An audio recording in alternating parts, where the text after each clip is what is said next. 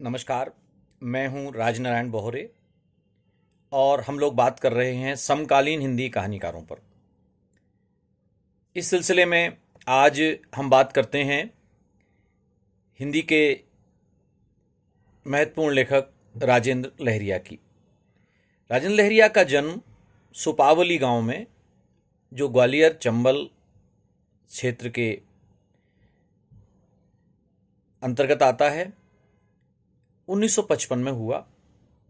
इनकी शिक्षा दीक्षा आरंभ में गांव में हुई और बाद में ये ग्वालियर में रहकर पले बड़े।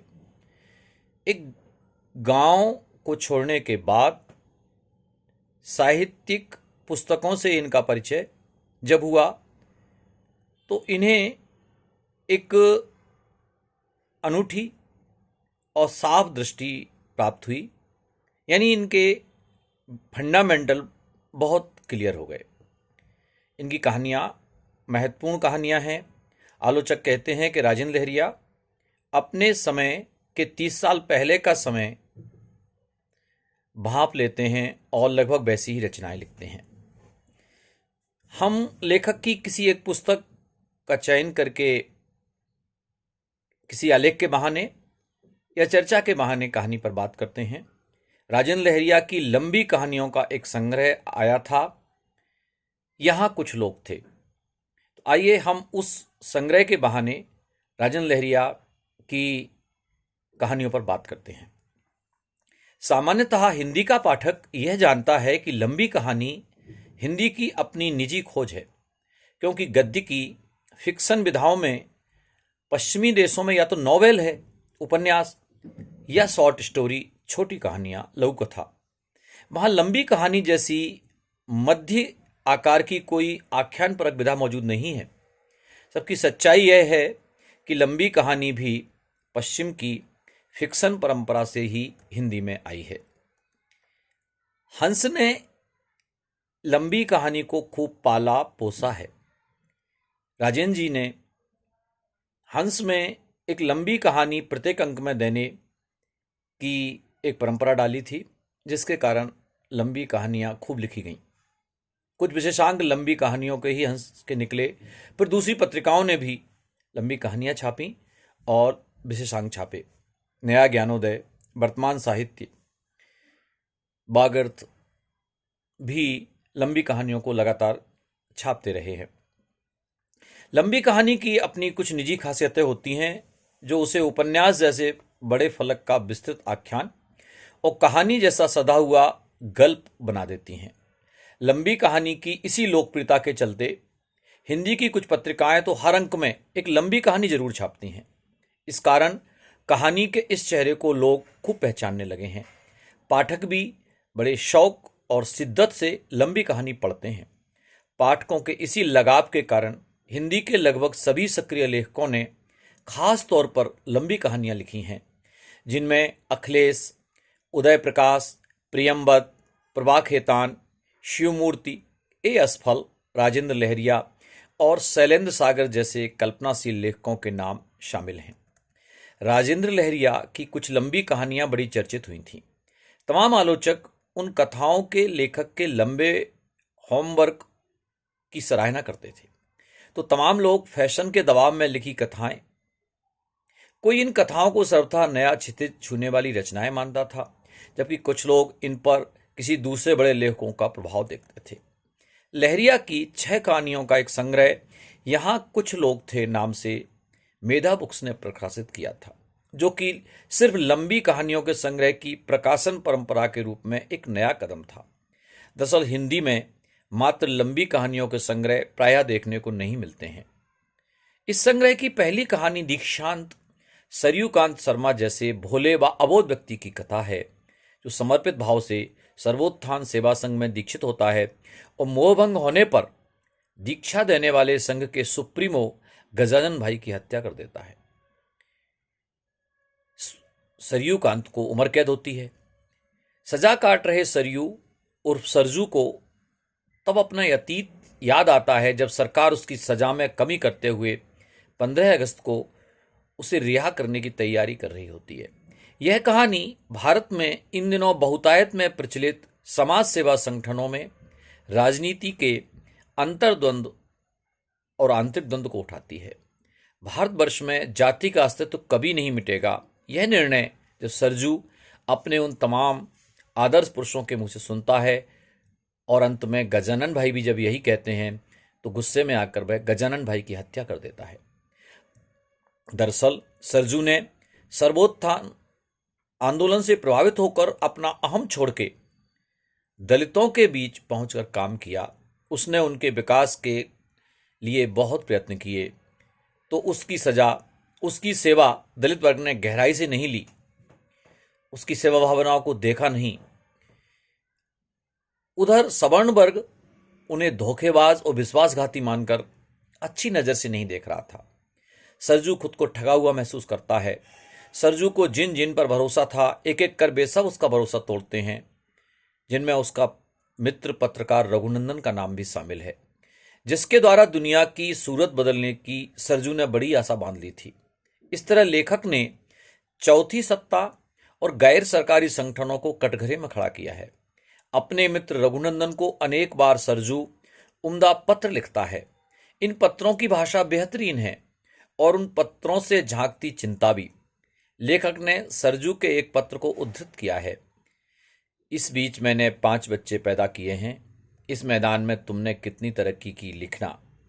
बच्चे पैदा करना, तरक्की और संतानोत्पत्ति के कर्म को मैदान लिखना लेखक की बेहद उम्दा और असरदार भाषा शैली का नमूना है, जो स्वतः बिना कहे एक व्यंग्य की तीखी धार पैदा करती है। संग्रह की दूसरी कहानी शीर्षक कथा है। यहां कुछ लोग थे, जो लेखक ने एक गाइड द्वारा गांव की प्राचीन मूर्तियां दिखाते वक्त गाइड और प्रस्तर प्रतिमाओं के हाव भाव पकड़ते हुए किसी ऐतिहासिक स्थान को दिखाते वक्त कही जाने वाली बातों की शैली में लिखा है। एक गांव के पूरे समाज पर एक महात्मा का ऐसा गहरा असर व्याप्त था कि गांव के लोग हर छोटी बड़ी बात पर उनसे परामर्श लेते थे। इसके कई उदाहरण भी लेखक ने दिए हैं। जब लंबे समय तक गांव में बरसात नहीं होती और लोग इस आपदा के निराकरण के उपाय जानने हेतु उनके आश्रम में इकट्ठा होते हैं, तब गांव में भागवत कथा करा देने का प्रस्ताव महात्मा जी रखते हैं। वहां मुख्य यजमान पद के लिए सबसे बड़े दानदाता को चुने जाने का तरीका सर्वाधिक दान राशि देना सुनकर तमाम इच्छुक लोग अपनी दान राशि को नीलामी की तरह बढ़ाते जाते हैं कि गांव का दलित व्यक्ति निहालिया मेंबर सबसे ऊंची धनराशि बोल देता है, जिसे सुनकर न केवल महात्मा जी वरन पूरा गांव सन्न रह जाता है। अंततः निहालिया को यजमान यानी पारीक्षक न बनाकर रामेश्वर भाई को पारीक्षक बनाया जाता है, उसके प्रतिनिधि के रूप में। उधर दुखी हो उठे दलित लोग अपनी अलग कथा बैठाते हैं, जिसमें पहले ही दिन कथा स्थल पर अज्ञात लोगों का हमला होता है और खून खराबा हो जाता है। 5 आदमी मौत के घाट उतर जाते हैं, जो कि बाबा जी के इस कथन का परिणाम था कि दलित व्यक्ति संभूक द्वारा तपस्या करने पर राम राज्य में ब्राह्मण का बेटा मर गया था। इसका तात्पर्य यह है कि दलितों द्वारा कोई भी धर्माचार करना समाज के सवर्णों के लिए भला नहीं है, बुरा होने का संकेत है। इसका परिणाम बुरा ही होगा।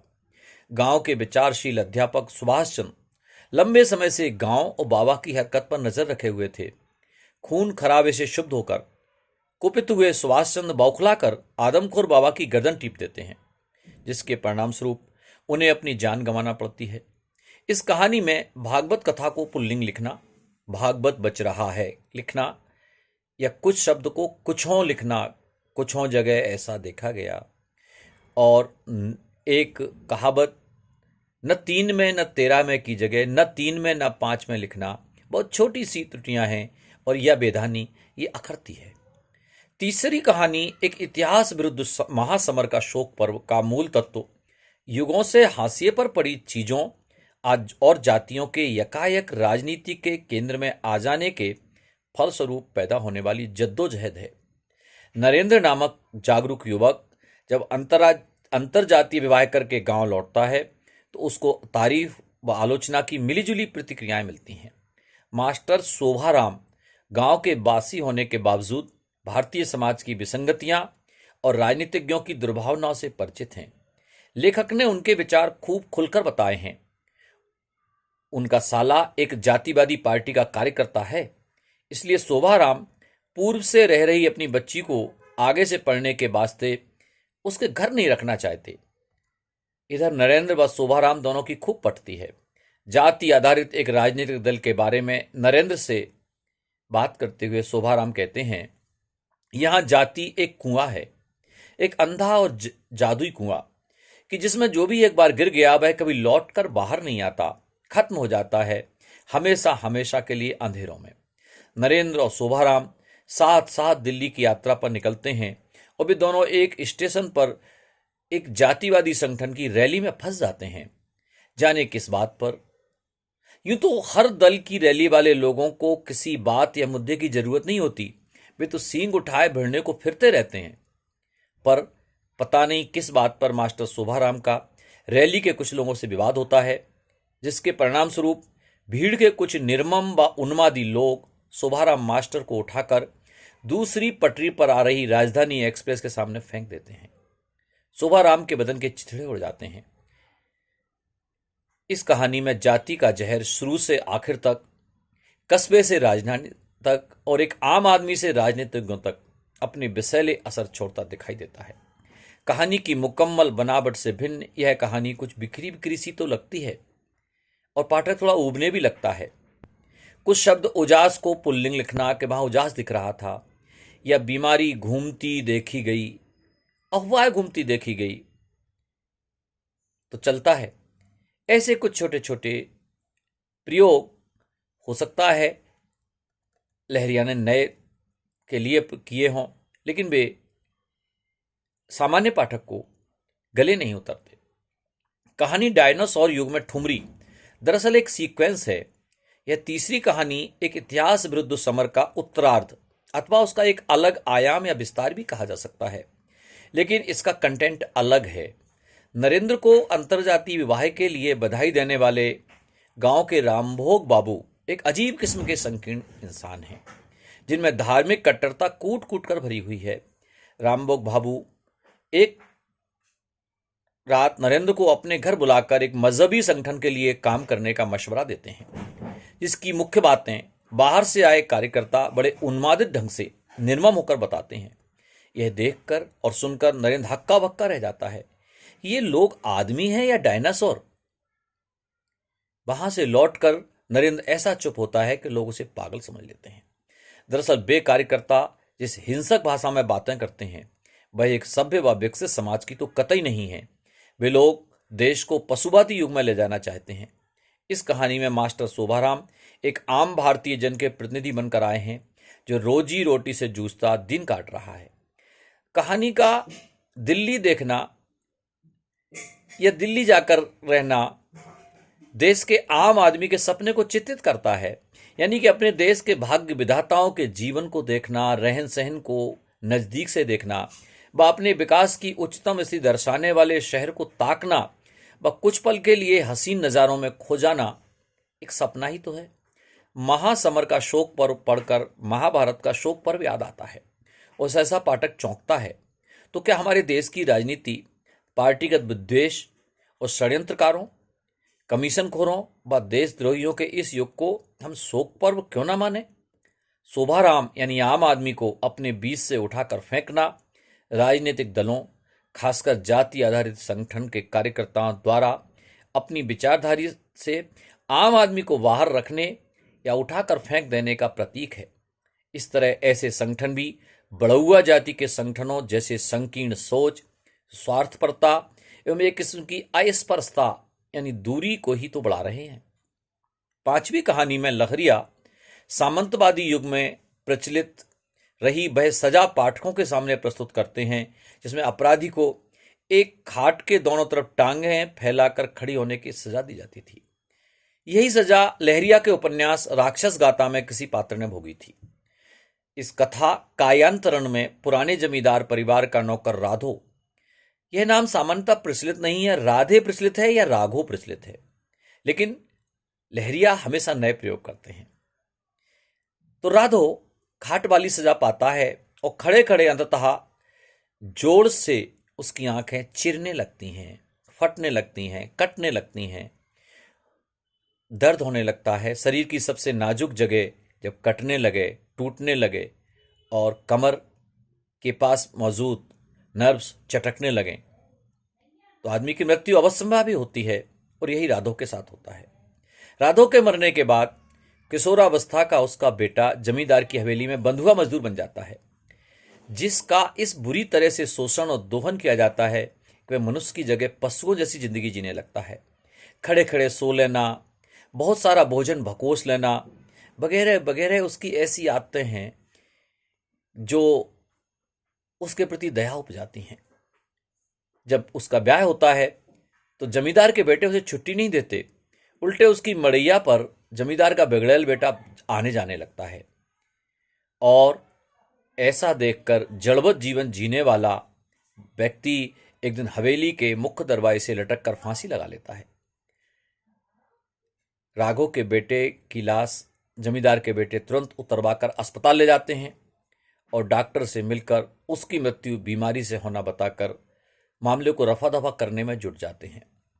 गांव में आज भी चल रहे इस जंगल राज की नंगी सच्चाई लहरिया इस कहानी में लाए तो हैं, लेकिन पूरी कथा में वृत्तांत की रोचकता नहीं मिलती। इस वजह से पाठक की सहानुभूति राजू के होने के बजाय बिखर जाती है, कहानी से तादात्म्य नहीं हो पाता। यद्यपि लहरिया का यह प्रयोग, यह कथ्य अद्भुत है, अनूठा है। बद्धभूमि के बीचों बीच वह कथा है जिसका कभी नाम मक्तल रखा गया था। इस कहानी में उमानाथ पांडे नामक व्यक्ति संस्कृत सीखने के लिए काशी जाता है और अपने आश्रयदाता परिवार के साथ रहते हुए अचानक आश्रयदाता परिवार की बाल विधवा सरोज से उसके देह संबंध हो जाते हैं। इस अनिर्वचनीय सुख में डूबे उमानाथ को अपना ब्याह तय होने की गांव से खबर मिलती है, तो वह विवाह करने गांव लौटता है। पत्नी के साथ जब वह रहता है तो पत्नी में बार बार काशी से उसके मनोमस्तिष्क पर चढ़कर आई सरोज को तलाशता है, लेकिन हर बार असफल रहता है। शादी के बाद बनारस पहुंचकर उसे गर्भवती हो गई सरोज की आत्महत्या का समाचार मिलता है, तो वह शुद्ध होकर वहां से मंजिलहीन यात्रा पर भाग खड़ा होता है। भटकते हुए वह ग्वालियर आता है और यहां वहां रोजी तलाशता हुआ परेशान होता है। अचानक ही उसे गांव की याद आती है, तो वह गांव लौटता है। गांव में सब कुछ बदला हुआ मिलता है, भौतिक रूप से भी और वैचारिक रूप से भी। रोजी रोटी की समस्या से दो चार होने पर उसे 16 साल की गुलामी में की गई कंपाउंडर याद आती है और वह जनता क्लिनिक नाम से गांव में एक अस्पताल खोल लेता है। वह पाता है कि इस बीच गांव में शोषक लोग और ज्यादा हिंसक हो गए हैं और दुनिया भर के गलत काम करने वाले गुंडे गांव में नए मंदिर मस्जिद बनाने पर आमादा हैं। इस निर्माण के लिए उजड़ ढंग से दादागिरी से चंदा वसूली हो रही है। चंदा के सवाल पर उमानाथ का विवाद होता है। वह कहता है, नहीं, मैं हिंदू नहीं, क्योंकि गुंडा देवेंद्र शर्मा एक हुंकार भरा नारा लगाता हुआ हाजिर हुआ था और बोल रहा था, गर्व से कहो हम हिंदू हैं। उन लोगों से विवाद के बाद उमानाथ का जीना हराम कर दिया जाता है। रोज रोज दरवाजे पर उसकी विवाह बेटी के साथ कोई नाम जोड़कर पर्चा लिखकर चिपकाया जाने लगता है। कुछ दिनों तक वह धीरज रखता है और अंततः निराश होकर एक दिन वह गांव छोड़ देता है। आरंभ से यह कहानी इतने घुमाव लेती है कि वह उपन्यास के स्वरूप जैसी महसूस होती है। दरअसल इसके हर अध्याय और हर मोड़ का अलग भाव है, अलग अंदाज और अलग ही विस्तार है, लेकिन आपस में कोई सूत्र नहीं है, जो कि कहानी की पहली खासियत होती है। हाँ, उपन्यास में यही होता है कि हर अध्याय और हर क्षेत्र और हर पन्ना लगभग अलग बात करता है, और लेकिन उनमें एकता रहती है। यद्यपि लहरिया का नरेशन बड़ा सशक्त होता है, लेकिन पाठक नरेशन भर नहीं चाहता, फिर भी यह कथा हिंदू कर्मकांड और पाखंड की अमानवीयता व पाशविकता की सशक्त और अविस्मरणीय कथा के रूप में सामने आती है। प्रस्तुत संग्रह का शीर्षक डायनासोर युग में ठुमरी भी हो सकता था, क्योंकि इन सब कथाओं में दर्शाया गया डायनासोरों वाला हिंसक समय ही तो बनता जा रहा है हमारा वर्तमान समय। हिंसक और बेअक्ल जानवरों की तरह के मनुष्य समाज के सर्वस्व बन रहे हैं। ऐसे युग में ठुमरी जैसे विलंबित गान और सुसंस्कृति की गुंजाइश बची ही कहाँ है। इस संग्रह में भाषा के स्तर पर लहरिया चूके नहीं हैं और कमोबेश किस्सा गोई अभी भी उनकी कहानियों में गहरे वैचारिक आग्रहों के बावजूद बरकरार है। हालांकि इन सब कहानियों में वैचारिक विमर्श, सैद्धांतिक बहसें, नारे और मुद्दे तो भरपूर भाषा में मौजूद हैं ही। व्यक्तिगत बातचीत में लहरिया हिंदी कहानी में निरंतर बढ़ रही सपाट बयानी और अपठनीयता को लेकर चिंतित दिखते हैं, लेकिन उनका रचनाकार मन तब यह बात ध्यान में नहीं रखता जब वे खुद कथा लिखते हैं। फलस्वरूप वे इस सपाट बयानी पर खुद की कहानियों में लगाम नहीं कस पाते। लहरिया की कहानियों में कला के प्रति अतिरिक्त आग्रह है और उनका यह आग्रह कहानियों में तो खुले रूप से झलकता ही है, लेकिन कई दफा उनके सूक्ष्म विवरण मन में झल्लाहट पैदा करते हैं। समाज के प्रति लेखक के सरोकार लहरिया की इन कहानियों के माध्यम से बड़े खुले और मुखर बन के उभरे हैं। बड़े परिपक्व सोच, साफ देख पाने व कह पाने की उनकी क्षमता विलक्षण है। सांप्रदायिकता के बदलते स्वरूप, बाजार के दुष्प्रभाव और वर्तमान हिंसक युग में गांधीवादी बनने के खतरे वे खुलकर महसूसते और बयान करते हैं। नई कहानी के लेखकों की तरह वे अपनी हर कहानी को महत्वपूर्ण कहते हैं, लेकिन आसपास की कथाओं को वे अखबारी, थोड़ी अच्छी या बहुत अच्छी भर कह देते हैं। यह आत्मगुता उनके आगामी लेखन को बाधा पहुंचा सकती है। लेखक को समाज के सारे आयामों पर, सब दिशाओं पर, सब क्षेत्रों और समाज के हर वर्ग, हर चरित्र को भी देखना होता है। सिर्फ कुछ समस्याओं पर स्थिर रहना विशेषज्ञ और उल्लेखनीय तो बना सकता है, संपूर्ण और महत्वपूर्ण नहीं। समाज का आधा हिस्सा अर्थात स्त्री राजेंद्र लहरिया की कथाओं में कतई गायब है। यह आरोप प्रायः लहरिया पर लगता रहा है, जिसका उत्तर वे हर विषय पर लिखें, सब विषयों पर लिखें, यह जरूरी नहीं कहकर टाल देते हैं। इस तरह सांप्रदायिकता पर लगातार लंबी कहानियां लिख डालना और लिखते जाना एक जगह पर कदम ताल करना ही तो कहा जा सकता है, लेकिन यह कहना पूर्ण सत्य नहीं है। राजेंद्र लहरिया की हर कहानी अलग तरह की है, अलग परिवेश की है, इस कारण नई है। खास मुद्दों पर केंद्रित इन कथाओं में पाठक को तमाम सवालों से मुठभेड़ मिलेगी, विचार विमर्श दिखेगा और लेखक की साफ दृष्टि की वजह से यह संग्रह चर्चित होगा। तो मित्रों, यह था लहरिया की कहानियों का नीर शीर विवेचन। धन्यवाद।